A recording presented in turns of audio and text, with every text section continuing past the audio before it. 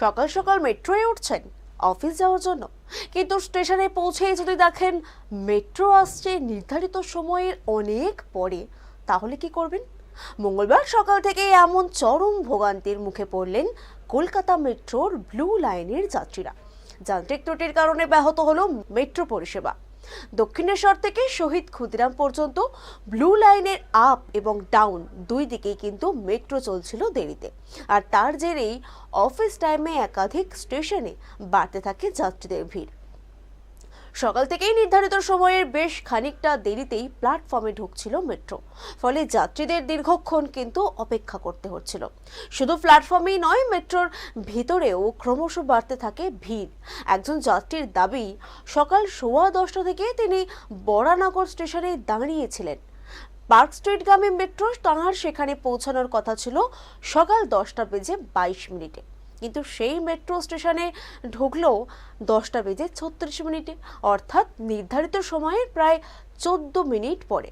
আর metro আসার পরেও কিন্তু ভোগান্তির শেষ নেই, কারণ দেরির জেরে স্টেশনে যাত্রীর সংখ্যাও ছিল অনেকটাই বেশি।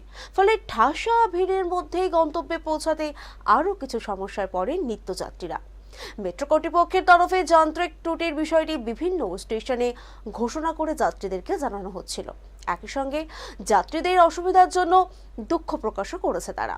কিন্তু ঠিক কী ধরনের যান্ত্রিক ত্রুটি হয়েছিল সেই বিষয়ে বিস্তারিত তথ্য কিন্তু এখনো সামনে আসেনি। আর সবচেয়ে বড় প্রশ্ন, কখন পুরোপুরিভাবে স্বাভাবিক হবে সেই পরিষেবা? এখনো সেই পরিষেবা বা সেই সময় বা স্পষ্ট ছিল না বিষয়টি।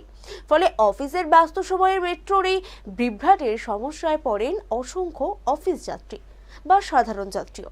কলকাতায় প্রতিদিন লক্ষ লক্ষ মানুষ দ্রুত গন্তব্যে পৌঁছাতে মেট্রোর ওপর কিন্তু নির্ভরশীল হয়ে থাকেন।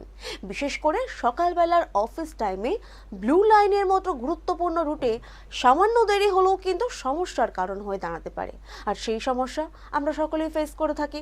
আর মঙ্গলবার ঠিক সেইটাই দেখা গেল। একদিকে স্টেশনের অপেক্ষায় বাড়ল ভীষণ সময়, অন্যদিকে মেট্রোর ভেতরেও বাড়ল ভিড়। যাত্রীদের একাংশের প্রশ্ন, বারবার কেন মেট্রো পরিষেবায় যান্ত্রিক সমস্যা দেখা দিচ্ছে? এর কারণটাই বা কি?